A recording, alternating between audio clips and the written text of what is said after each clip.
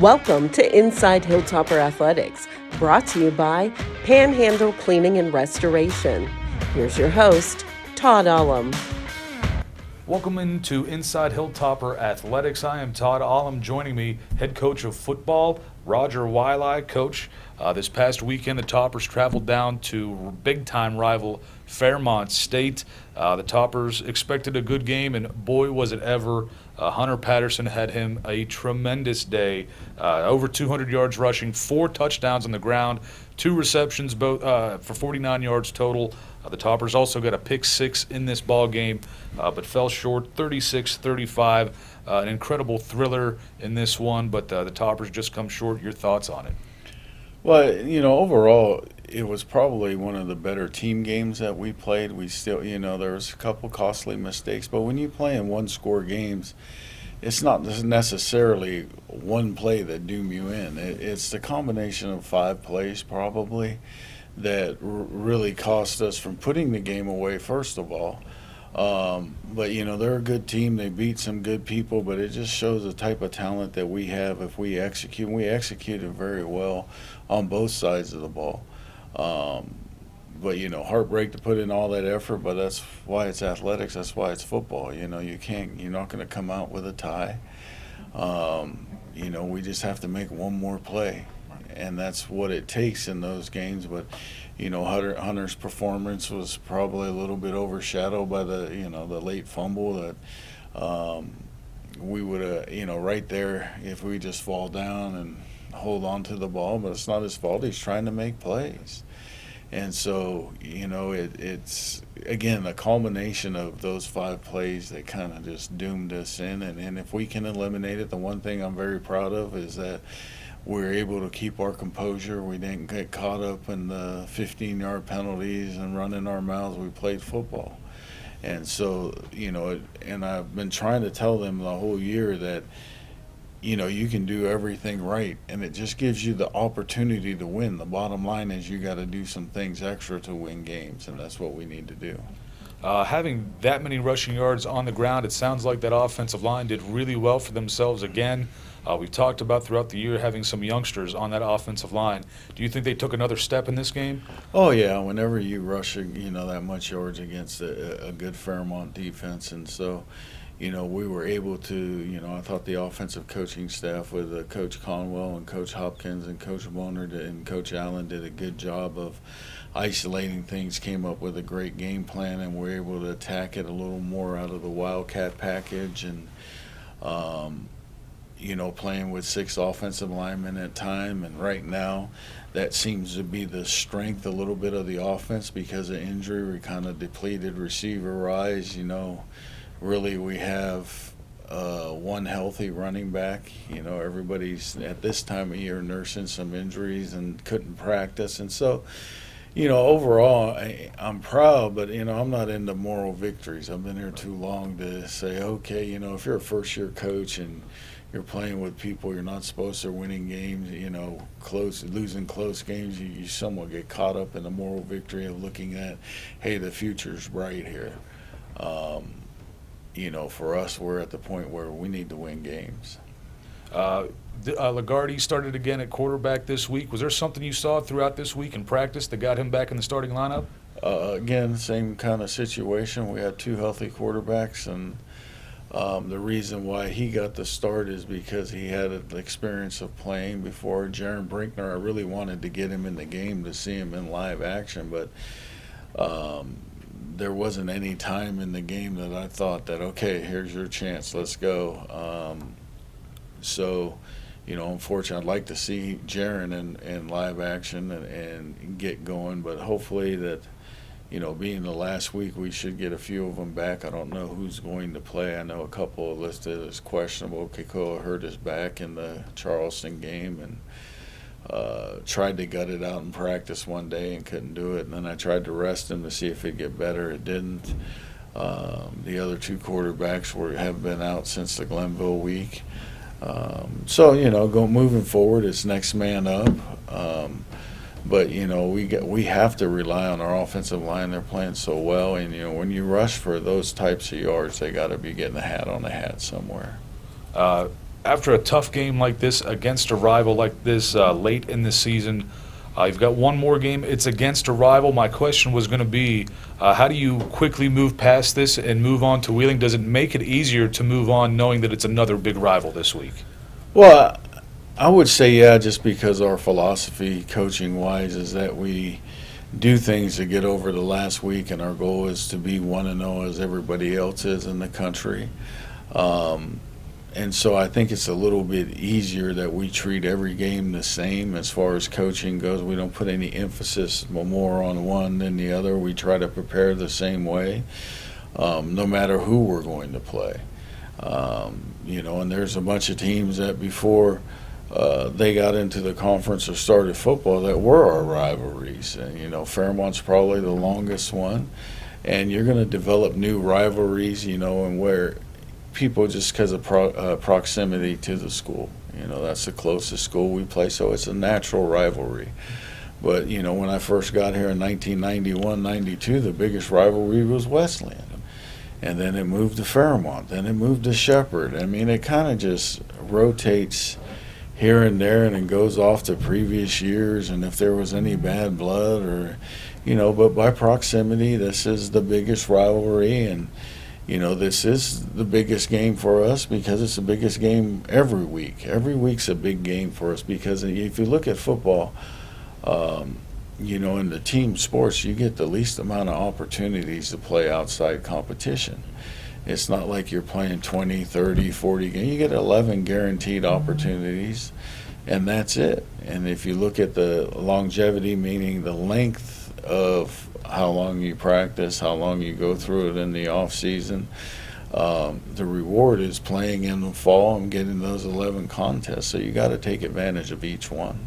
Well, to preview this game coming up against Wheeling, and folks at home, if you're wondering, it'll be this coming Saturday at 6 p.m. at Bishop Schmidt Field at Wheeling University. Again, 6 p.m. start, kickoff this Saturday as West Liberty travels to Wheeling. What can we expect to see from the Cardinals?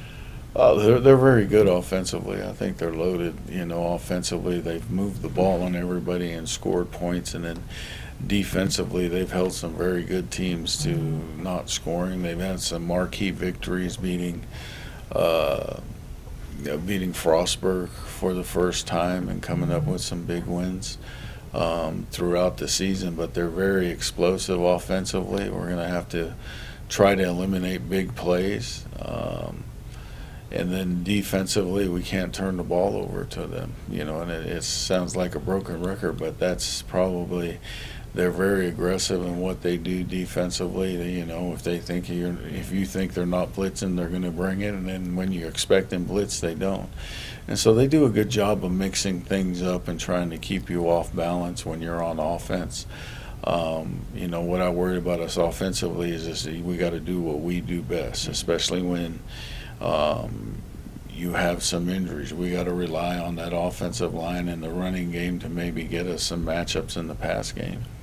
Well, Coach, I appreciate you taking time out of your day to be with us and film this show. Folks at home, again, a reminder, the Toppers' final game of the regular season will be this Saturday at Wheeling University at 6 p.m. at Bishop Schmidt Field.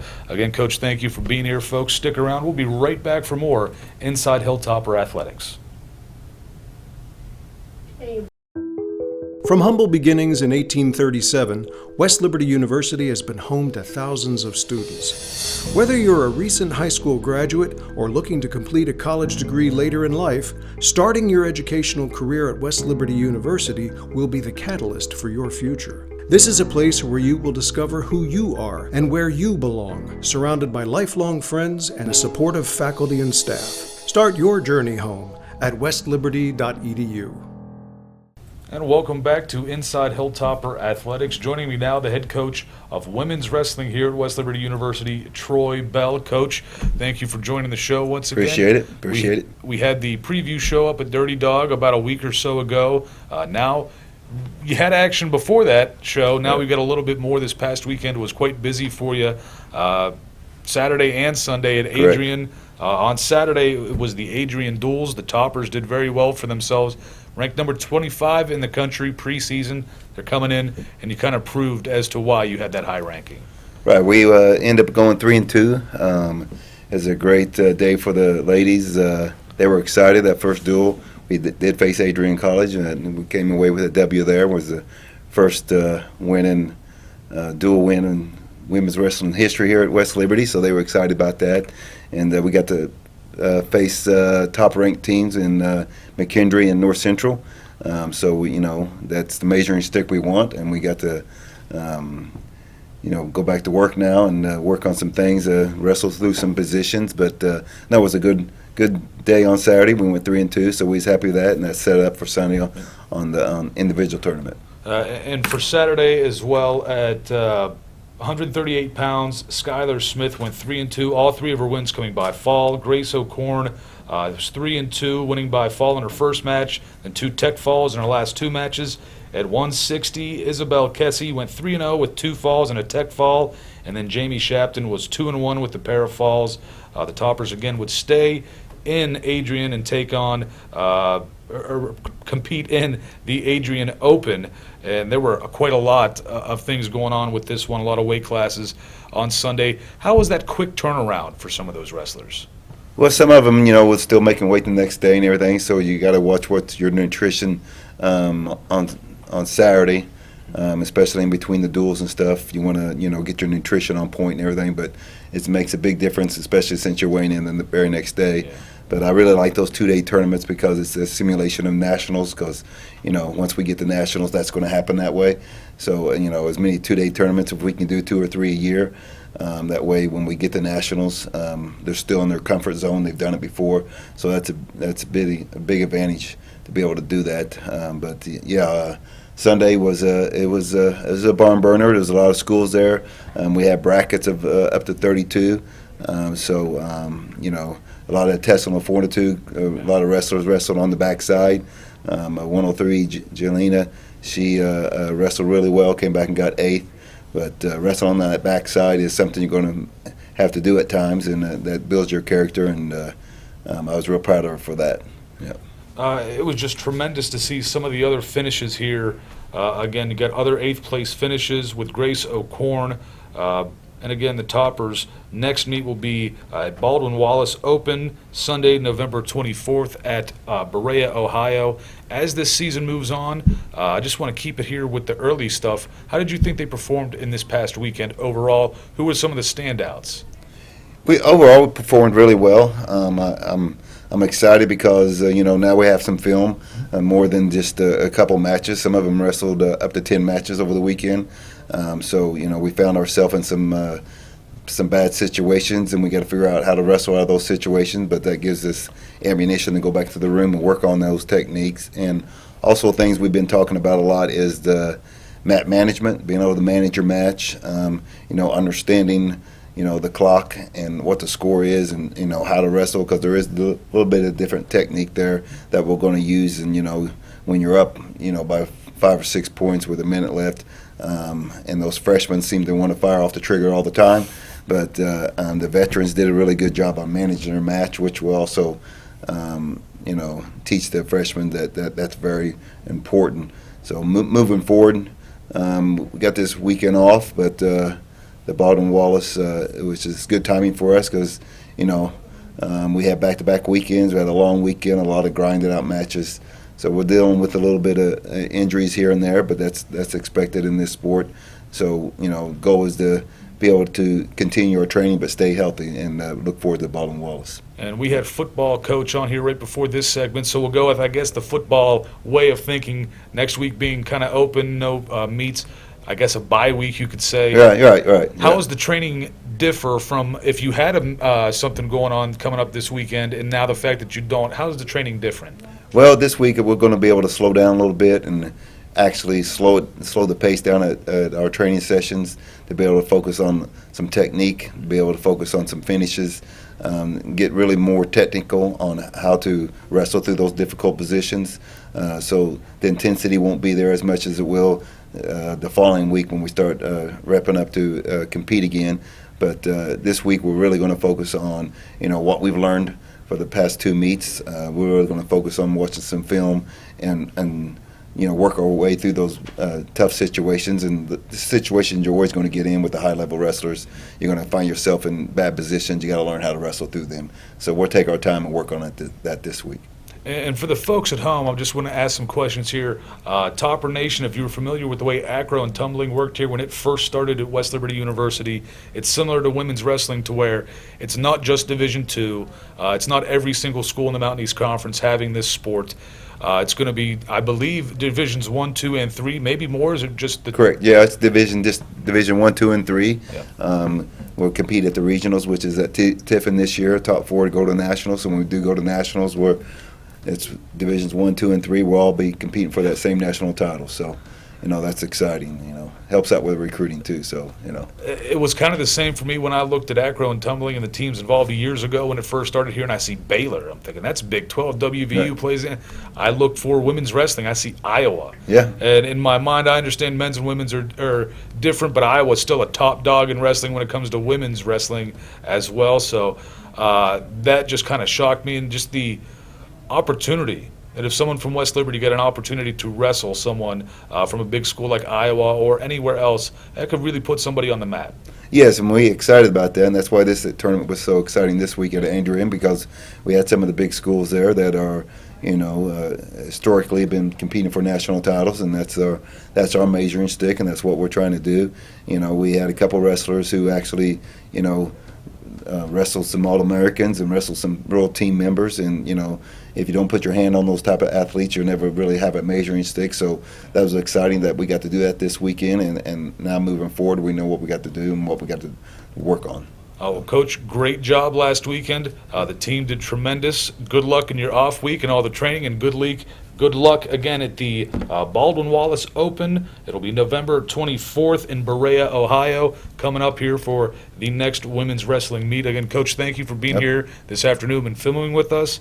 Folks, stick around for more Inside Hilltopper Athletics. From humble beginnings in 1837, West Liberty University has been home to thousands of students. Whether you're a recent high school graduate or looking to complete a college degree later in life, starting your educational career at West Liberty University will be the catalyst for your future. This is a place where you will discover who you are and where you belong, surrounded by lifelong friends and a supportive faculty and staff. Start your journey home at westliberty.edu.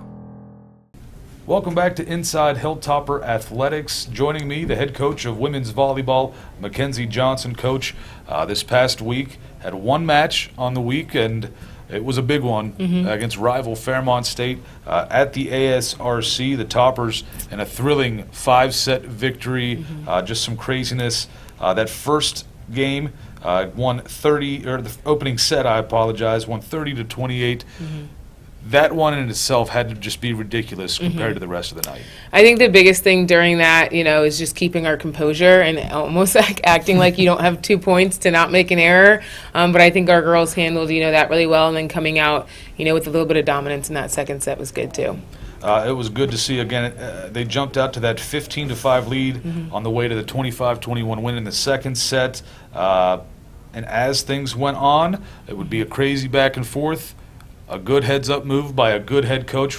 Couldn't tell that she's a rookie head coach. Took a timeout, and that really kind of seemed to change things, and the Toppers just took over after that. Yeah, I think, during that fifth set, I think the panic started to set in for me a little bit. We're really good at building leads, but, maintaining leads can be kind of our downfall. We like to work when we're down and not when we're up, so that's just, who we are as a team. But, taking that first time out, I was like, okay, we just got to find our groove again. And then we weren't finding our groove, so I was like, okay, I'll take my second time out. And I just kind of, when the stress like that gets in, obviously that they were on a 6-0 run, first thing I did, take a deep breath. I think that helps kind of like ground our players, especially the 6 that are on the court. And I was like, all we need is one good play to side out. And kind of putting it into perspective is like, we need one play to side out and we need 5 good ones to win this. I was like, they are closer to winning this set, but we are closer to catching up to them. So, kind of putting things into perspective, keeping them grounded, and then not letting my stress seep out is the biggest thing. Well, the Toppers now have won 12 of their last 15, improving to 12-15 overall, 9-3 in conference play. As we've talked about it before, as soon as that conference part of this schedule began, your Toppers just took off. I think our, the first half of our play, playing those tough opponents really prepared us for who we were going to see in conference. We found our identity a little bit later than we probably expected to in pre-conference play, but, playing those tough opponents, I was telling them when we were in Florida or our crossover match or in Ashland first weekend, these opponents are not going to be nearly as tough as the ones we see in conference. Don't get me wrong, I think our conference is super competitive, but playing a little bit better teams than what we're probably used to in conference kind of puts things into perspective and prepares us for what is next, too. Looking at some of the stats for this game against Fairmont State, the Cudnicks combined for 32 kills. Kaya White, the youngster, with 10. Dakota Kenny, 26 assists. Bella Dart, 38 digs. Kaya White, 25 digs. Ashley Cudnick, 16 digs, along with the 21 kills. Just tremendous overall throughout. I think, Ashley, this was probably one of her better matches this season. Seeing her be so dominant, and, when she's having a good game, she's able, to be a vocal leader and be a leader with energy. So I love watching her having good matches. And I actually told, I think it was Leah, one of our injured players, I was like, Ashley's going to have a good game. I can feel it. It was during warm-ups, and you can kind of just, feel that vibe from her. But seeing Bella Dart come out with 38 digs, I was super, super proud of her. She's been working a lot on her defensive range, staying outside the block, reading the hitter. And I think in that first set, she kind of took a while to adjust, but, sets 2 through 5, I think that she was adjusting really well, reading her hitters really well. And I was like, a lot can happen when you stay outside the block, Bella. So I'm very proud of her. It's well-deserved. And again, for Bella, big accolades this week. The MEC Defensive Player of the Week for volleyball. Coming in, she's a libero defensive specialist. She made a big impact, 53 digs in the wins over Point Park and Fairmont State. Just tremendous for 2 games. That's a high number. What do you think she can attribute that to? Her hard work? What else? I think it's her confidence. I know a lot of players, they play well when they believe in themselves, and your teammates can believe in you all day, your coaches can believe in you all day, but until you have a good match where you feel like you played your best and, the stat line kind of reflects that, your confidence can lack. And I think that, the game against Point Park, she kind of held her own. I think she's doing a lot better in serve receive, and I think, when one part of your game is going well, the other part of your game is bound to go well as well. But I think confidence is the big thing, and she's gotten better at reading, and she's trusting the process. And I think that this accolade kind of just put the cherry on top. Is like your hard work pays off, if you keep at it.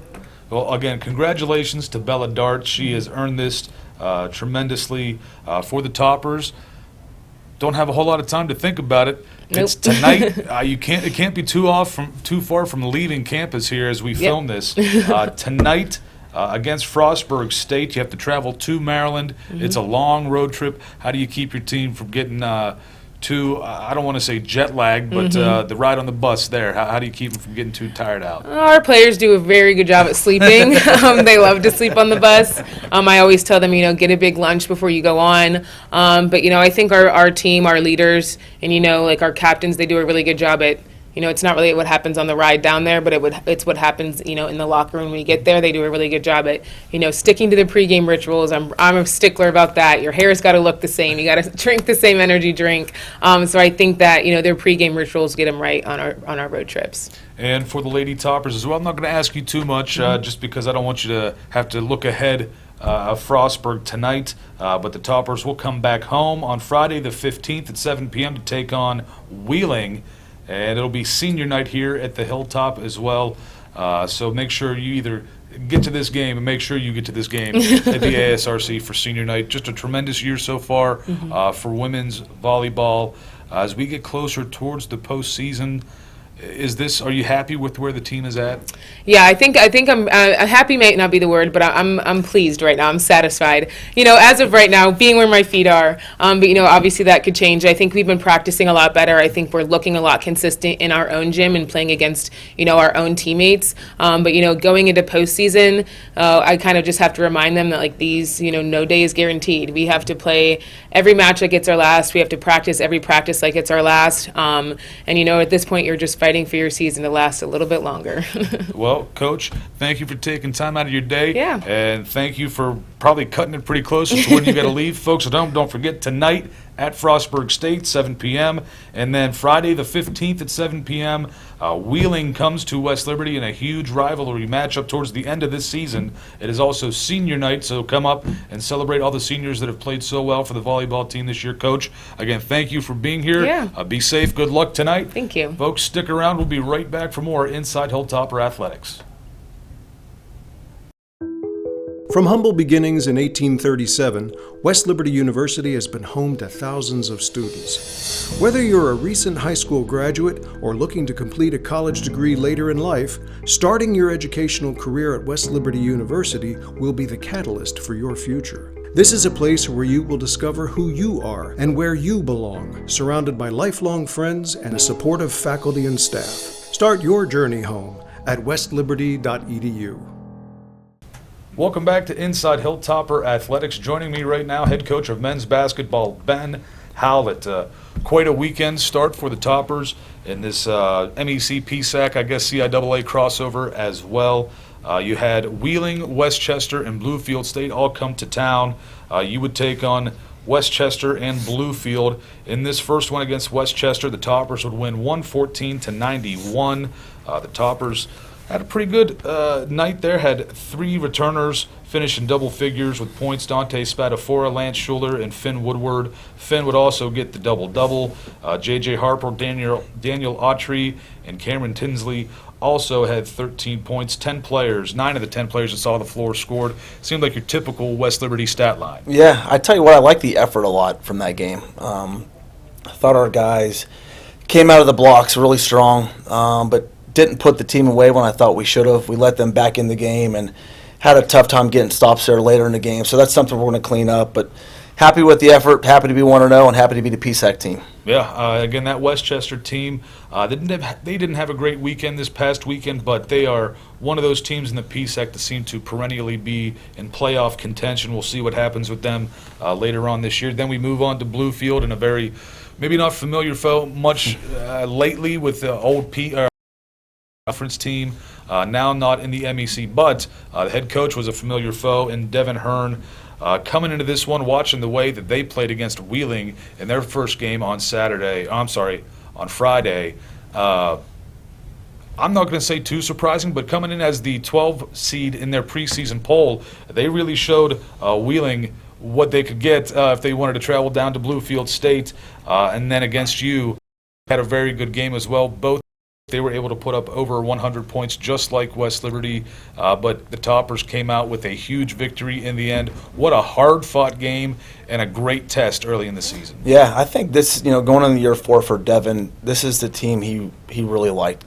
Coming into the season, I talked to him, really likes his team, likes his guys, thinks he has better players this year than years past. So watching them Friday night with the other coaches, we knew we were going to have our hands full. And obviously playing the same exact style, right? So it's a mirror image of each other, and did some things that were uncharacteristic for us. We got beat over the top way too many times, and they had way too many uncontested layups against us. But again, what a game for the fans, right? We talked about it post-game with Scott. Like, just the fans got their money's worth. Both teams had over 110 points, came down the last possession, and luckily we just made one more basket than they did. But I think Bluefield's going to surprise a lot of teams this year.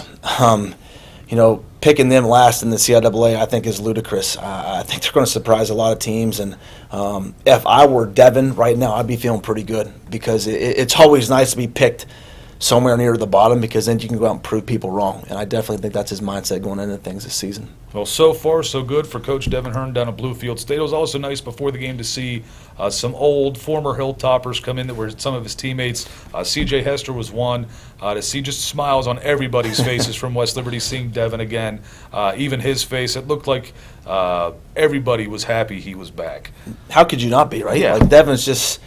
We have a team here that we made up. It's called the All Talking Team, and Devin is the team captain of the All Talking Team from West Liberty basketball. But just one of the all-time favorites, one of the all-time greats at West Liberty, and now we're obviously big Bluefield State fans. We want them to win every game, because it certainly helps our chances in making the NCAA tournament. Absolutely so, and also for the Toppers, individual award winner, and in my mind, It could have gone to a couple or maybe three different toppers for this one, but it was given to Finn Woodward, the Mountain East Conference Player of the Week. Finn was able to get 14 points, 10 rebounds, 8 assists in the win against Westchester. Then against Bluefield, he had 20 points, 10 rebounds, 6 assists. He's averaging in just 2 games 17 points, 10 rebounds, 7 assists per game. Not too shabby for the first 2 games of the season. No, and he's a third-year player for us. He's been in our system for 3 years and knows exactly what I want in practice and knows exactly what I expect out of him in games. And kind of a jack of all trades. We're able to run things through him. And I think in the summer and the offseason, he watched a lot of Coach Butler stuff. And we kind of compare him to Bryce a lot of the times just because we were able to play through Bryce and we're able to play through Finn a lot this year. But obviously he's worked an incredible amount of time on his craft and has become a better basketball player, and we're going to continue to lean on him throughout the season. In these first 2 games, 4 returning players for the Toppers. They're in the starting lineup. Big one, Kyler D'Agostino had a tremendous 2 games this weekend. He was going to be one of my choices for a possible Mountain East Conference Player of the Week. You watched Lance Schuler and the way that he played. You kind of saw it last year when he first got here. It didn't take him very long to understand the way to play the West Liberty system. This weekend, he looked completely comfortable and ready to go. His offensive game jumped this weekend. Yeah, he's a blur. Like when he gets the ball in his hands, he's really fast and he can get downhill and get to the rim. And really pleased with his passing. I thought he passed the ball extremely well this past weekend. And with Kyler, he's just got a knack for scoring. That's kind of what he did in high school. He led the state of Ohio in scoring his senior year of high school, and obviously he was freshman of the year last year. So his role was increased for us this year, and both of those guys are going to play a lot of minutes for us, and hopefully they can stay healthy and continue to play at a high level. And Dante Spadafora, another one returner that had the typical what you'd expect from Dante Spadafora type games. He's just going to continue to be a hard worker, and he's going to get his points as the time comes. For some of the newcomers, J.J. Harper had a tremendous weekend. Daniel Autry hit some big-time three-pointers as a newcomer. Speak on some of the new guys. Yeah, I thought J.J. provided a lot of energy, and he's done that throughout the fall, and was actually ranked number 1 between the coaches in the fall rankings. We always rank our team, and he was the number 1 guy through his fall workouts. So he's kind of a hybrid. He's able to play guard. He's able to play inside for us. He can guard multiple positions and keeps balls alive inside with getting his hand on the basketball and getting rebounds. And we feel really comfortable with where he's at. And Daniel, he's an elite shooter. That's kind of his forte is he's able to make shots on the perimeter. And obviously now he's recognized. Teams are going to look at the stats and see that that's kind of what he does. So he's going to be a marked man now. But we've got some stuff where he can get himself open, and we can also get him open within a few set plays of ours. So both those guys were very valuable, and I thought 2 freshmen, Cam Tinsley and J.P. Dragus, both got their feet wet for us. Cam made some crucial baskets for us in both games, and had a pretty good block too. Yes, there in the first game. He got blocked down at the other end, but then pinned one against the glass, and J.P. just met with him, and he was a little bit nervous, I think, the first couple games, and that's typical for a freshman. And but I think he's going to be fine, and we're going to continue to play him. And he's going to continue to get better for us. Yeah, when I got here today, I saw Cam putting up shots down at the gym, so everybody's still working hard. For folks at home, the Toppers will host Shepherd Saturday, November 16th at the ASRC at 4 p.m., so be sure to get here and see an old Wheeling Park Patriot and Justin Namalik back as a head coach. What can we expect to see from Shepherd? Is it similar stuff to when they were still conference foes? I think it's a little bit different. I think they're a bigger team this year. They're going to play 2 bigs at the same time. This is probably the biggest team that we're going to play this season. They're going to put 2 6'8", 2 6'9" guys on the floor at one time, and not very deep, but going to throw some zone at us from a defensive standpoint, and going to run a lot of ball screens as far as offensive. So got our hands full, and we're going to introduce those guys to our players today, and so we'll have the rest of the week to prepare for them. And then got a short turnaround time for Virginia Union on Monday. We're going to have one day to prepare for them, and they're sitting at 2-0 right now. So a big week for us within region opponents.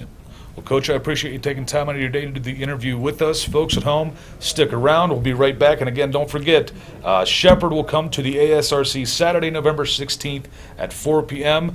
Coach, again, thank you for being here, folks. Stick around. We'll be right back for more Inside Hilltopper Athletics. All right. From humble beginnings in 1837, West Liberty University has been home to thousands of students. Whether you're a recent high school graduate or looking to complete a college degree later in life, starting your educational career at West Liberty University will be the catalyst for your future. This is a place where you will discover who you are and where you belong, surrounded by lifelong friends and a supportive faculty and staff. Start your journey home at westliberty.edu.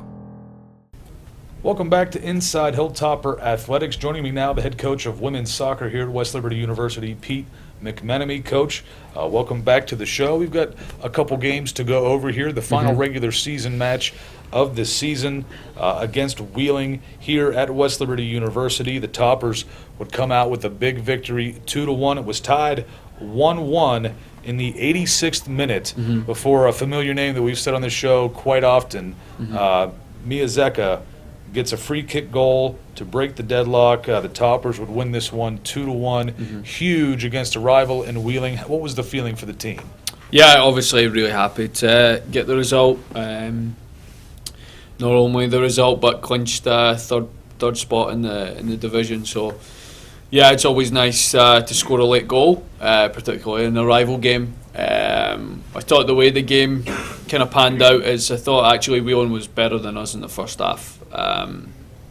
And they performed better than us in the first half, but second half we got more control of the game, and we had one or two opportunities that we should have probably put away, and it looked as though it might just be one of those nights where it just ends up in a draw, but we get an opportunity late on with Mia, and she has the ability to do that. She's done it already this year and then last year as well in key moments for us. So yeah, just pleased for us to get that winning goal with a couple of minutes to go.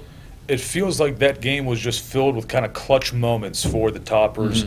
You had Morgan Stover getting her first goal of the year to tie that at 1, and then to get a goal that late into the match.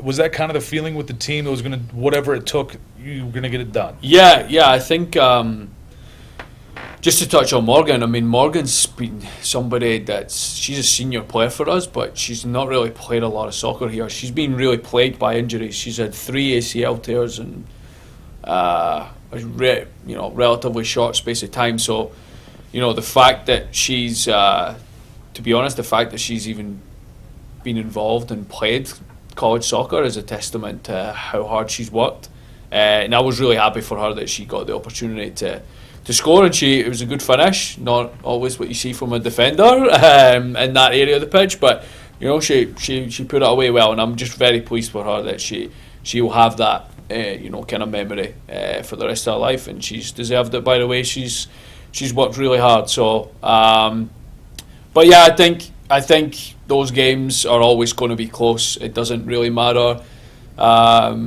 how both teams are doing in the preparation of that game. It's kind of on the night and on the day, and I think, as I said, the first half was pretty close, and I think Wheeling probably edged it in the first half in terms of the balance of play. But the second half we were much better on the ball, and yeah, we edged it obviously with the final scoreline.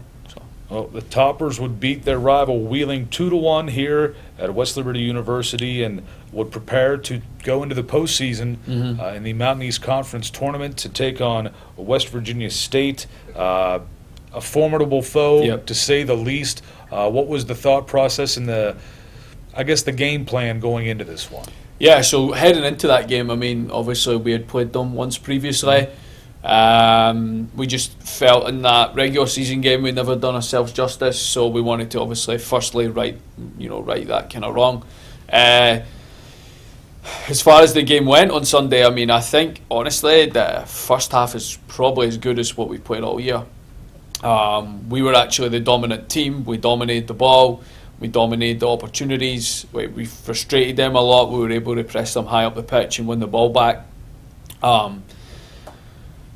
And we had some opportunities to score goals. The unfortunate thing is we didn't score. And I think when you play teams like that, particularly on the road, when you are the better team in the first half, you have to score.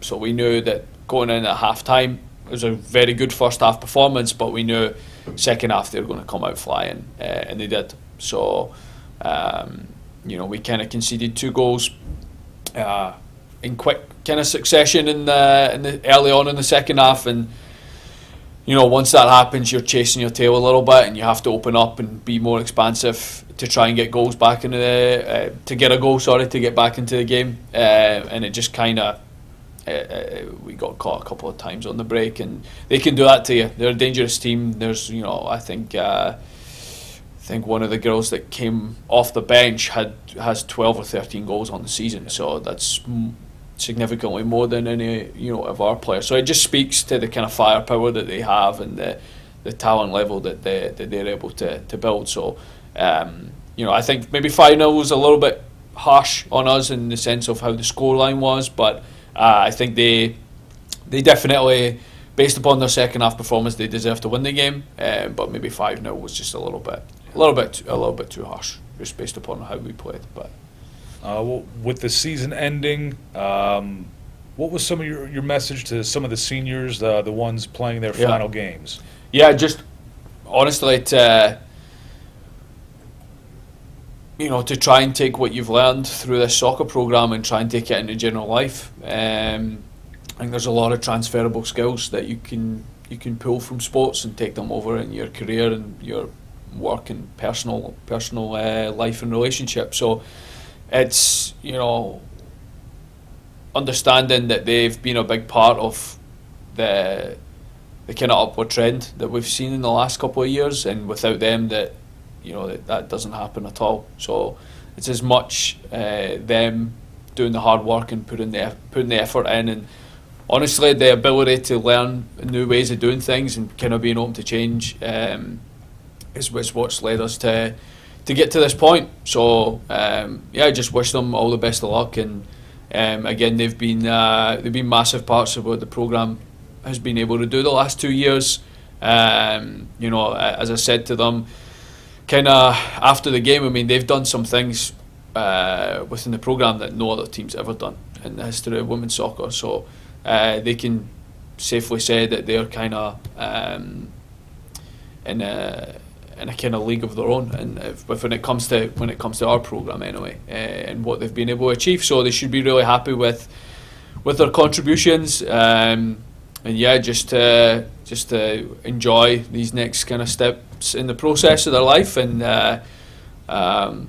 recognise that it's all right not to have it all figured out yet. I'm 30 years old. I don't think I've got it figured all out yet, but there's going to be some bumps in the roads. But again, they've prepared well for that, and soccer and the experiences that they've had is going to be able to stand them in good step in their life. So With this being your second year as head coach of women's soccer here at West Liberty, just your final thoughts on this season. The Toppers made it to the postseason, had some big wins this year, got somewhat of a young group. How do you feel moving forward? Yeah, I think,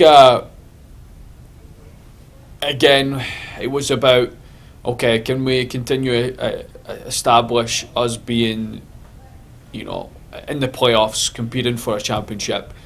We were there. I think we have to make 1 or 2 tweaks in the off-season to get back to that level.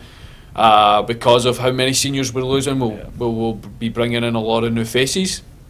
So it's about adding the right pieces to the puzzle, which I think by and large we've done a lot of our recruitment already, which is good for us to do. So we're in a good spot heading into next year. I think now it's about, we had 3 or 4 players that would have contributed heavily this year that were unfortunately injured. So they did not play at all this year. So it's about getting them healthy, getting them back to full fitness over the course of the spring, and then heading into the fall, and then also getting the new members in this part of the group. So we have to make 1 or 2 tweaks. We've got to get everyone healthy and then be ready to go again. It'll come thick and fast. It's we have some time off to recover now, but then once we come back in January, we'll be starting our spring training and kind of off-season training, and we'll be fully prepared going into next fall. So I'm excited for the players that are coming back. we're strengthening the right areas, and then most importantly, get those players that couldn't contribute back healthy. Well, Coach, I appreciate you taking time out, not just today, but all season long to do these shows with us. Congrats on a good season, making the postseason this year, and I'll be looking forward to next season and filming these shows with you as well. All right, thanks, Todd. Appreciate it. Well, thank you, Coach, and again, folks at home, the Lady Toppers will be back next year as well for women's soccer. Stick around; we'll be right back for more on Inside Hilltopper Athletics. From humble beginnings in 1837, West Liberty University has been home to thousands of students. Whether you're a recent high school graduate or looking to complete a college degree later in life, starting your educational career at West Liberty University will be the catalyst for your future. This is a place where you will discover who you are and where you belong, surrounded by lifelong friends and a supportive faculty and staff. Start your journey home at westliberty.edu. And welcome back to Inside Hilltopper Athletics. Joining me now, the head coach of men's and women's cross country, Jason Falvo. Coach, we headed into the NCAA Division II Atlantic Regional at Lock Haven this past Saturday, September 9th. Both the men's and women's teams ran. We've been talking about this for a while. You'd raced at Lock Haven early in this season, familiar with it. Your thoughts going into this one, how was the team feeling? Yeah, they were excited. I mean, they knew. I mean, Lock Haven's a flat, fast course, so obviously we were excited about that. The weather was perfect. We knew the conditions were going to be great. You know, our guys' team moving from an 8K to a 10K was obviously on their mind. Ladies stayed 6K, so we knew what to expect with them. But they were excited. We were really in good spirits the night before, and then came out and got to running. It was good. Coming into this one, as it finished, Mac Allen finished 13th overall. We ended in 31, 25, 6th. In 30th was Francis Toohey. 63rd, Jasper Brown. And I believe I have that correct. Yeah. And then it was 71 was Zachary Workman. Had a lot of good finishers for the Toppers. Yeah, we really did. We, Mac, as far as we can tell in the record books, ran the second best time in school history for a 10K. We got to do a little bit more research on that, but he ran phenomenal. So, yeah, really excited about that. Like we talked about pre-show, every male and female athlete that has run a 6K or a 10K before hit their lifetime best. Obviously, the freshmen obviously improved in their normal 6K marks, but the entire roster over the course of the year hit lifetime best in all their events. And then have our men do what they did this weekend and put down such substantial times. Like Mac improved by, 30-plus seconds, Francis Toohey 30-some seconds, Jasper Brown by 10 to 15 seconds. And then you see the freshmen come in and really put down some quality times. And then Pat Childers did a great job. And just it was a really good performance out of our guys' team overall. We were missing one runner, our number 3 runner, going into the event. Didn't have him, which is unfortunate, but really thought the rest of the team ran really good and couldn't be more excited for what they did, for sure. And on the women's side, they finished 19th overall. Lacey Dimmitt finished 45th with a time of 22:26. Morgan Lazansky finished 59th with a time of 22:37. Allie Hicks as well, 24:25. Yeah. Emily Dunleavy and Michaela Carter finished well as well. On the ladies' side, the Toppers looked pretty good too. Yeah, they ran great. So, we had a lot of conversations with a couple of ladies just about, managing the same course in a more competitive environment. When we went up for the first Lock Haven meet, we're just running a meet, or we're just running a race. Like, it's just a race, and then we go to this one, it's got a little more hype, a little more runners, and really Lacey and Morgan did such a great job of setting the tone. That's their best times by far. I think it was like by a minute by Lacey, right under a minute, like something like that. Morgan was like 40 seconds PR. Allie Hicks in a 20-second PR. Emily Dunleavy from the time before was like a minute and a half. So was Michaela Carter. It was really cool. And what was great to see their excitement on their performance. Certainly we want to finish better as a team on both sides, but to see them be so excited about improving so much over the year, which will carry us in the indoor season and in track. But, no, they ran great. I mean, it is as good as we could ask for from our kids when every one of your athletes hits their lifetime best, you can't be upset about the day. It was just a good day. And then we got to, hit the recruiting trail and make some things happen. It's just how it's going to be. But we're really excited about the team, and I was really pleased with the overall season in terms of the chemistry that our team had, the work ethic the team had. Really liked what we did this weekend in terms of the team aspect of it and the way that we attacked that meet. I thought it was great. Couldn't have been a better trip for us individually. It was just a really good weekend for the Toppers. And I would ask about next season and moving into that after the performance this year. And, but it's a little different with cross country because not all, but some of these runners will also run, like you said, indoor, and then run the distance races in the spring, outdoor track as well. So it's kind of really is all year round. Coach Falvo is the West Liberty version of Coach Belichick. No days off. No days off. No, we live by that model. Yeah, I don't remember the last day off I had. So maybe this Saturday. Oh nope, I got to recruit. So we're here. Let's go. But just in general, your thoughts on this season, the seniors, and then the runners coming back for cross country next year. Yeah, we're returning everybody but Morgan Lazansky. I mean, Morgan on the women's side is graduating early as a junior. We've talked before, she could have graduated as a sophomore and wanted to come back and run one more season before she goes on to grad school. So we're really excited about building upon that. We not that this is for that conversation, but we had a big recruiting day yesterday, really very distance recruit focused. We had a marvelous day of recruiting and commitment, so the future is really bright for that.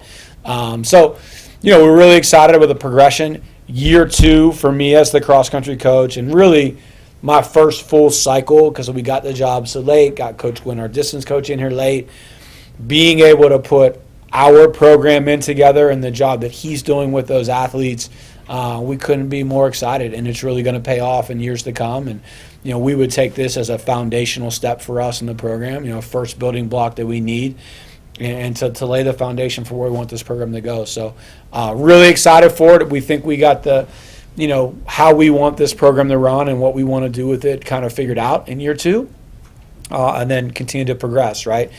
For me, progressing forward is what we want to do. If it's one meet, one trip, one place, it doesn't matter. Let's just continue to get better, take some small steps forward, and if we take a big step, let's go. But take those progressions forward and continue to move forward. So this was that for us. We were better this year than we were last year. We feel like we should be better next year with everybody coming back except for Morgan, which she'll be hard to replace, but everybody will be coming back, and looking forward to how that transitions into track. And then coming out of that into cross again, and we just keep going. So really pleased with this year. Really felt like we hit our stride pretty good, and it'll carry us on. So we're excited. Well, Coach, I appreciate you taking time for these interviews every week. Coming here to do this, folks at home. If you enjoyed watching the two of us do this show, get ready because you're going to see a lot more of it as the time moves forward for winter and spring sports. And you never know, maybe occasionally calling a game or two. Yeah, let's do it. It'll be fun to have Coach Falvo on the air at some point if needed. He does a really great job on these shows, so it'll be tremendous to do that. Coach, again, congrats on a great cross-country season. We'll be looking forward to not only cross-country next year, but, again, indoor track coming up and then outdoor in the spring. Coach Falvo is the head coach for both of those teams as well. Again, great cross-country season, folks. Thank you for joining us. We will come right back for more Inside Hilltopper Athletics. From humble beginnings in 1837, West Liberty University has been home to thousands of students. Whether you're a recent high school graduate or looking to complete a college degree later in life, starting your educational career at West Liberty University will be the catalyst for your future. This is a place where you will discover who you are and where you belong, surrounded by lifelong friends and a supportive faculty and staff. Start your journey home at westliberty.edu. Welcome into Inside Hilltopper Athletics. Joining me now, the head coach of men's soccer, Sean Regan. Coach, a couple games since the last time we filmed the regular season finale. Again, a huge rival against your brother and the Wheeling Cardinals. This time it was here at West Liberty, and the Toppers once again got another victory over Wheeling. You swept the season series, not only against a big rival, but again, the family implications in there as well. It always makes it enjoyable for me. Not just the fact that it's the brothers, but I know both of you as well. We've known each other since we were younger in high school days. So it's kind of fun to see this rivalry. But when it is just Wheeling Westlib will take out the family parts of it. These two teams have played each other pretty tough, and the Toppers have been able to come out on top twice. Yeah, I mean, it's always been a local rival game, a derby match, as we say in soccer. So it's always a battle. No matter, I think if we were first and they were last, or vice versa, it's always going to be a battle. So I think for the first time ever, we actually won both games in a season. So that just shows you, that we just stepped up our game a little bit this year, more than they did. So that was great, because every year it was always, we knew we never won away, and they never won away. So it was like, all right, we're going down there. It's probably going to be a loss here. We're going to win. So let's just balance it out. So now the tide has kind of turned a little bit, and so we're pretty happy with that. And obviously, being the last home game of the year, you had the grad students and the senior element to it being their last game at home. It's just even better to be able to beat your arch nemesis when it's their last game. The Toppers won this one 3-2. They moved into 5th place in the conference, and they would have to go on to face off against Frostburg State in the first round of the MEC tournament. The Toppers were able to put a lot of pressure on the goaltender in this one, but ended up coming up short and falling 2-0 in the first round of the MEC conference tournament. Your thoughts on that first round game? Yeah, I mean, it was an opponent that we wanted, because we matched up pretty well within the regular season. We split with them 2-1 each time. But their place is tough. The weather was terrible. It was pouring down. They played an extremely small pitch compared to ours, and they came out with a lot more energy than we did. And they were able to capitalize early. But then after that, we settled down a little bit and we played really well. Their goalkeeper made 2 or 3 good saves, but we just couldn't really generate much attacking wise. We were pretty good, solid defensively, and then of course when the last 3 minutes, we've got 5 guys up front trying to push for that tying goal, and they were able to grab an extra one. But it was a learning experience for us, because I think it was the first time that we come into a playoff game, and I think that we had the real belief that we could win. So now it's just kind of transitioning that belief into actual results. Well, as the season ends, you can look back at some of the big moments of this year and those moments where this team can grow. And granted, there are going to be some seniors and guys that you'll have to say goodbye to from graduation, but there's some guys coming back too. And what can we expect, or at least in the offseason, see how some of these players can really build and move towards the future? Yeah, so for the younger guys, it's their opportunity to stake their claim, because we'll graduate 10 guys in total, seniors and grad students, so it's a big class. Yeah. And the vast majority of them have made big impacts in their Westlip career. So it's not only replacing them on the field, but it's also replacing them kind of, personality-wise. They're all big characters, and we're very good with all the new guys as they came in. But for the young kids, they get to play all spring and prove themselves, and it's lots of playing time, lots of training for them. So now it's their kind of time to step up. Again, this season, it's only been, 6 years, 7 years this program has been in existence.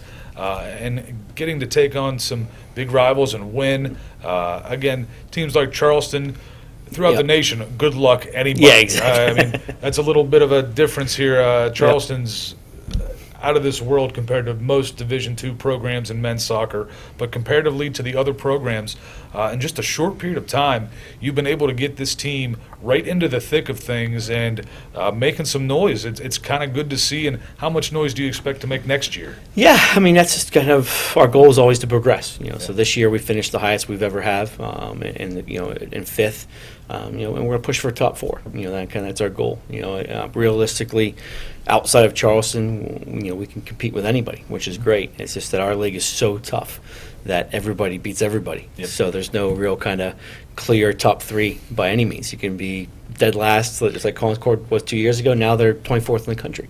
So the movement is always fluctuating. So we kind of been mid-table the whole time. So our goal for next year is to kind of push one step further, and that's to kind of compete a little bit more and try to push for that 4th place and win our first playoff game ever. With every sport on campus, there's always recruiting off-season, in-season. As of right now, where are you guys sitting in the recruiting process going into next season? So it really starts today, for the big part of it. The high school soccer has ended and everybody's going with their club teams. So we're in a lot of college showcases are pretty much from now until mid-January. So we'll be going to Indianapolis, we're going down to Tampa, Washington, D.C., and then there's a lot of the international ones that we'll be watching on television as well. So for the next 6 weeks, my weekdays are freed up, but my weekends are pretty much shot. So, and that's what I was kind of thinking with recruiting. You hear about this with with basketball as well.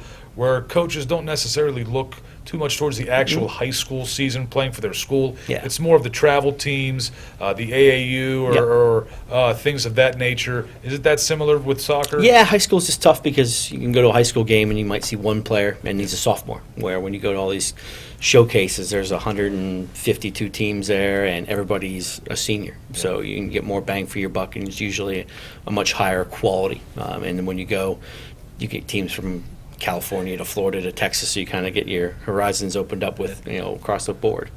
Well, anywhere in the country, if you come from a rural area, you like the woods and all, come on up to Yeah, Wesley. exactly. We can help you out immensely. We got all kinds of stuff, deer everywhere. We love it. Coach, thank you so much for being here with us all season long, coming every week. I look forward to this again next year. It's been a lot of fun. Good luck in recruiting. You had a great year this year. Again, thank you so much for all the time you spent here with us. Absolutely. Thank you guys. I really appreciate everything you guys done for us. Not a problem. I can't wait again for next season. Folks, thank you for watching, along with the fall sports all season long. For Coach Sean Regan, this will be the last one for men's soccer, so thank you very much for watching. But stick around. We've got a little bit more on Inside Hilltopper Athletics. From humble beginnings in 1837, West Liberty University has been home to thousands of students. Whether you're a recent high school graduate or looking to complete a college degree later in life, starting your educational career at West Liberty University will be the catalyst for your future. This is a place where you will discover who you are and where you belong, surrounded by lifelong friends and a supportive faculty and staff. Start your journey home at westliberty.edu. Welcome back to Inside Hilltopper Athletics. Joining me now, the head coach of women's basketball here at West Liberty University, Kyle Cooper. Coach, welcome to the show. We had the preview show up at Dirty Dog. Now we get to start the real one as the season has begun. You've played your first 2 games of the season in the MEC PSAC crossover hosted up at Edinburgh this past weekend. The Toppers had to face off of some perennially powerhouse, national powerhouses in women's basketball. The first one against Cal, PA. The final score was 95-74 in favor of Cal, but some bright spots for the Toppers in this one. Jenna Ricardo, 33 points, 16 of 20 from the floor. She also had 13 rebounds. Then you got the transfer from Notre Dame College, adding 19 points, and Carly Anchor. Just a tremendous job by those two, but end up falling to a team that, again, a perennial national powerhouse to start the year. But the Toppers had some bright moments. Yeah, for sure. I mean, I think the reality of it is the entire weekend, starting with Cal, was huge for us and our growth and our development as a group. Is we kind of bring this team together, and we talked about it in the coaches show up at the Dirty Dog last week. This is going to be a team that's got a chance to be very, very good. Our ceiling is high. It's how fast we can grow up. I saw a lot of good from game 1 to game 2. In Cal U game in particular, I thought we battled. That is a perennial power. They play a different brand of basketball than us, very athletic, very physical. The PSAC in general is just a very physical league. And I thought, the difference in the game is just the points off turnovers. I mean, the reality of it is you can't go against a perennial power and turn the ball over at the rate we did and have it be ones that lead directly to layups for the other team, because now you're not giving your defense or your offense a chance, to stay relevant in the game at times. And even all of that said, it's one stretch in the first quarter and it's one stretch end of third, beginning of fourth that really caused all of it. Aside for that, we're right there in the game with a very, very good basketball team and a team that I'd like to get another chance at along the way, because I think that once we are more of a polished product, it would look a whole heck of a lot different. But yes, it was good to see Carly, get a good start in her debut officially here. And then obviously huge to see Jenna put up those numbers. No shock to us. We're huge Jenna Ricardo fans around here, but her double-double and her efficiency doing it, I think she was 16 of 20 from the field. Just phenomenal. And again, kind of leaving off what we talked about from last year, where Jenna's the kind of player that it's everything that's right with college basketball in a world that's driven by transfers and quick fixes and everything else. Jenna has stayed the course, decided that despite walking on senior night last year, she'd be back with us this year, and then starts it off with a big game for herself. But I know she'd trade all of that for the win in a heartbeat. Then the Toppers would move on to the next game the following day, taking on Edinburgh. Would fall in this one 77-61, but the Toppers had a good game in this one. Bailey Smith led with 16 points. Anna Lucarelli had 10 points, 7 assists, 6 rebounds in this one. Good overall effort once again, but against the host in Edinburgh, and a very, very storied program there as well. Yeah, another perennial power, if you will, and I think a team that just looked like the veterans they are. When you look at their roster, I think their top 7 or 8 returned.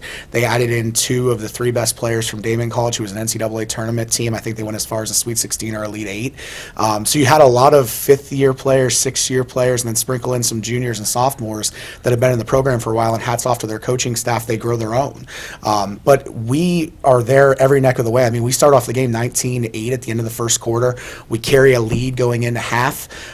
Go down 1 into the 4th, and it's a 2-possession game as early as like the 5 or 6 minute mark in the 4th. And then I thought our defense wore down. We started out like lights out, playing both sides of the basketball, flying around offensively, getting great looks, and locking down on defense, and we were playing that complementary basketball that we're trying to play. And then I thought, second quarter was a little bit more of a grind. Defense held strong, got good looks, just maybe didn't hit some of them. And then third, we started they started to grind us out a little bit, play that PSAC brand versus our brand. And then it caught up with us late in the game. But again, opportunity on the road against a really good team. Battled some foul trouble, battled some adversity there. But overall in the weekend, you saw growth from game 1 to game 2. And probably the most growth was we as a team were still trying to figure out exactly what it was going to look like rotationally. And we figured out we got to tweak a little bit of the model maybe. But what we were able to see is some players really respond after having maybe a tough night on Friday, come back on Saturday and have a better one. So beyond just, Bailey's performance, Anna flirting almost with a triple-double, which is no shock. She was an absolute warrior. Seeing her step up into that point guard role that she owns and be the kind of point guard that I need and that we need was huge for us. So coming out of it, for us, it's we talked about in the coaches show, we're going to define our own success. And I think that this is a group that's really owning that. And we're on to the next, and we're going to be better because of this weekend. Going into these 2 games, I'm sure there was some thought process of what you wanted to accomplish in these first 2 games, and with some of the new faces, how do they acclimate to the new style of play, just the system here at West Liberty? Do you feel like everyone did a good job of that in these first 2? Yeah, I think overall we did. I think the biggest thing is just, the jump from 1 to 2 for sure for some of them.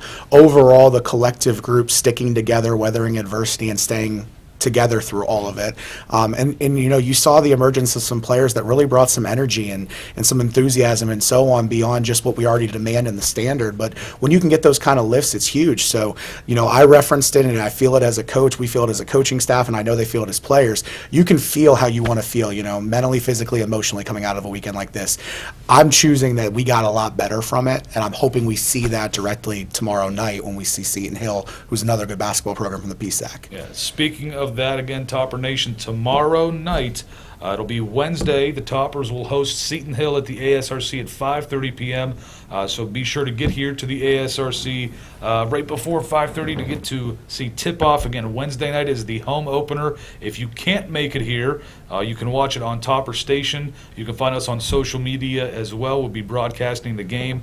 It'll be our first broadcast of women's basketball this season. It's fun to be back. I'm glad I'll be calling those ones. We'll be sitting right next to the bench again, so I'll have you and Coach Cassie right there, fist bumps before the game. It's some of my favorite parts Absolutely. of every basketball game is to see you two and really get to see the way that you talk to the team. And for years I got to do that, and it was always great to see that interaction.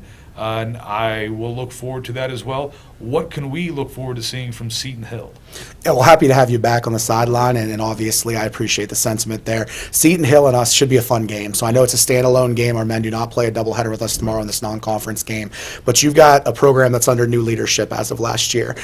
Big change from prior style of play, if you will. And they started off hot this weekend. They play really, really well in opening weekend. They go 2-0, including knocking off Fairmont State State, so you've got another good program coming in here. What I think people are going to love to see is two teams that want to be play fast, two teams that really look forward to having a high-octane offense. And I think it's going to come down to which team is better in transition on both sides of the basketball and which team can lock down and rebound the basketball, because you got two groups that are going to go at it similar.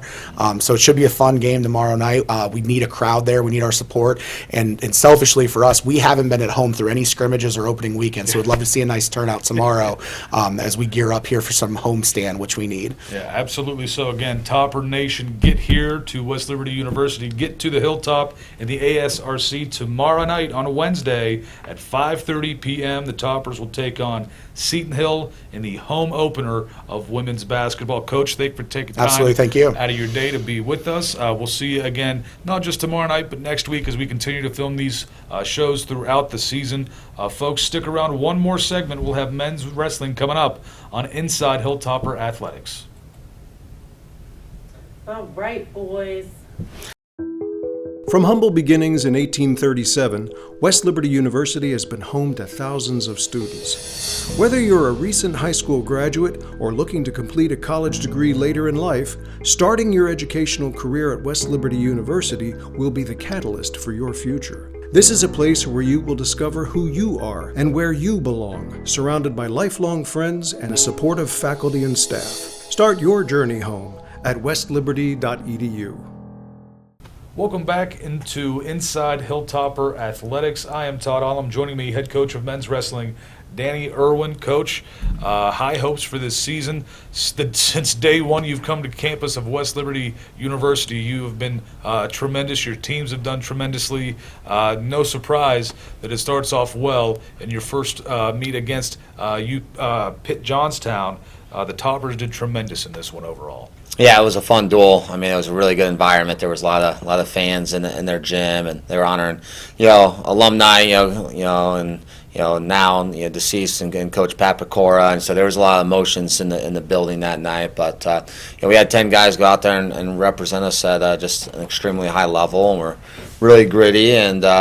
Made for a fun night, especially on our bench, and for the fans that made the trip over to Johnstown. Had quite a few decisions, also quite a few major decisions as well. Some of the major decisions, Tony Wood at 141 pounds.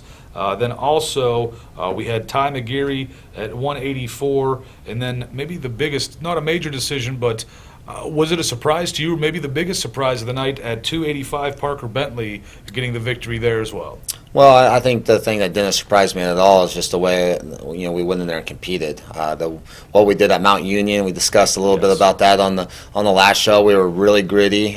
We had a ton of energy, and that kick-started it off at the beginning with a Logan Davis that, to many they might have been surprised. He knocked off a returning All-American and a highly touted guy, but he was stingy right from the get-go. Never stopped wrestling, and that carried from the match at 125 with Logan Davis, being a true freshman, all the way to a Parker Bentley at the end, who then takes out their heavyweight, who was returning All-American, and has gotten the best of us, over the course of the last couple of years. So I know Parker felt good about that. It was a heck of a way to cap the night off. But there were some other good matches in there, as you mentioned, with the major decision. Tony Wood, true freshman, takes out a returning national qualifier guy. I think that's ranked in the top 10, and not only did he outscore him, but to get the bonus points like he did, that had us excited.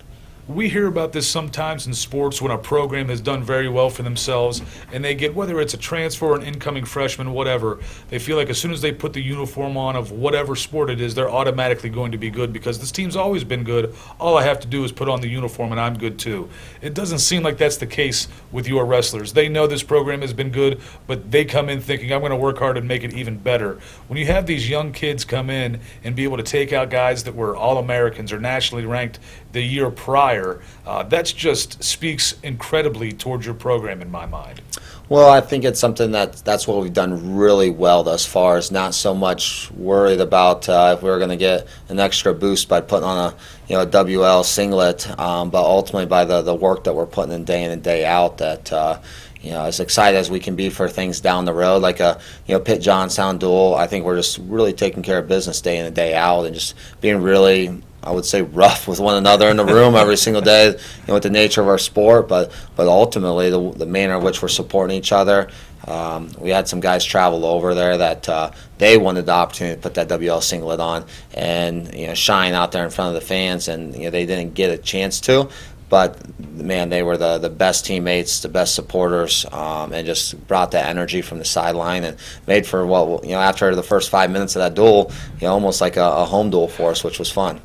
It's almost like the Steelers traveled, black and gold. It's got to be the colors. That's what it has to be. Yeah. Some other accolades for the Toppers this week, at least individually. Parker Bentley, MEC Wrestler of the Week. He's a redshirt sophomore from Inwood, West Virginia. The 4-1 victory over Isaiah Vance, the number 3 ranked wrestler in the nation at 285. Just a tremendous job for him to take on. Again, it's a young guy taking on a veteran wrestler and getting the victory. It just, in an individual sport like wrestling, in those kind of meets, it's just incredible to me that someone with that little experience compared to another can pick up a win. Well, it's something that's not surprising to us. It's something that one of the coolest things when Parker was here with his dad, on his campus visit, when he was in high school coming out of Musselman. We came in the wrestling room, and next thing you know, him and his dad are having a race to the top of the ropes, and I'm just like, well, shoot, like this is, Parker's cut from this cloth. His dad's climbing the rope. Does that guy have eligibility left? And and just right there, it's like, man, we wanted that guy, but now it's like, man, that's our type of guy. He's willing to do the most challenging stuff and have fun with it, and he's grown up a lot. He was in the starting role off and on as a true freshman at 197. He redshirted last year, moving up to heavyweight, and just he's been really diligent in his work. I mentioned that in the quote, just the manner of which he's gone day to day. I'm just really impressed with him, and it's he's going to, I think, going to continue to shine more as the year goes on. That there's more to come, and that's what we want. I was doing this job or hosting coaches shows and doing things of this nature some years ago. When you first got here, I think it was maybe your first year or two that you were on West Liberty's campus. I was here as well. In that time up to now, has it kind of happened where the team has been able to identify the type of wrestlers when you look at a wrestler like that is a Hilltopper wrestler, even if they're in high school wrestling maybe for another school that's a transfer looking to come here? Are you able to identify guys like that's a topper? Well, I think on the when we identify something that's really helped us is camp. We have a number of freshmen in this year's team that they've spent 3-4 summers here on campus and spending that extended amount of time during the off season, finding guys that are passionate about wrestling in June. That's going to transfer well into the November, December, and winter months overall, and ultimately on some of the transfers, I think we're attracting the right people that. More so them coming to us and, hey, we've seen your team. We like the way they interact with one another. They like the way the coaches interact, and ultimately when we're potential transfers are talking to us about, man, we've seen you, we like that kind of stuff, and it's like they're noticing the culture side first more than the maybe the success side that we've had. In the conference and regionals and nationals, that's something that hey, those are people that are going to come in and just be a part of the family right away, not be people trying to figure out. They've already keyed in on the right stuff that I think makes West Liberty Wrestling special, that we're in it together and are having fun together and developing along the way. There's no doubt in my mind that West Liberty Wrestling is special. It's been special for a good while here on the Hilltop, for a good many years. Again, the Toppers had a big win this past weekend against UPJ. The next time they will have a meet, they will go to Bristol, Tennessee, to compete in the King Open Sunday, November 17th. Not to make you jump too far ahead, maybe not make you talk about this one, just let the fans at home know. The home opener, November 21st, here at West Liberty at the ASRC. Again, that'll be November 21st for wrestling's home opener here at West Liberty University. But the King Open coming up next for you, November 17th. What can we expect to see in that one? Well, we're going to see some different teams, especially some of the teams from the Coastal Carolina, conference, and just ultimately be able to go somewhere new this year. Maybe go somewhere a little warmer, and just get to see some new opponents, and ultimately just test ourselves. It's ran on 4 mats, which allows us to, I would say, do some higher level coaching where we're not missing a ton of action from one guy to the next. And just you mentioned that special stuff that we have some alumni down in that area that are going to be able to get to that meet, which we like. And I just talked to Coach Monceau the other day, and he's talking about these freshmen in this year's team. And I would say that's one of the things that makes this place special. When you got somebody like Coach Monceau that's following the action as closely as he is, and especially this year's no different for him. And we just want to keep getting people involved and checking us out, and we keep putting that kind of style out on the mat that we've done in the first couple opportunities that we've had. It's going to be another fun weekend. It'll just be a little south of West Virginia for us. Absolutely. Get to that. It's starting to cool off here finally. Get back to that warmer weather. Again, Coach, congrats on the first couple meets of the year. Again, good luck coming up down in Tennessee at King. And folks at home, do not miss it. The home opener for men's wrestling here at West Liberty University, November 21st at the ASRC. Coach, thank you for taking time out of your day. I look forward to the rest of the year doing these coaches shows with you. Folks at home, thank you for watching. For Coach Irwin and the rest of the coaches, thanks to Teresa Gretchen, our producer and director for these shows. I am Todd Allum. Thank you for watching. We'll see you next week on Inside Hilltopper Athletics.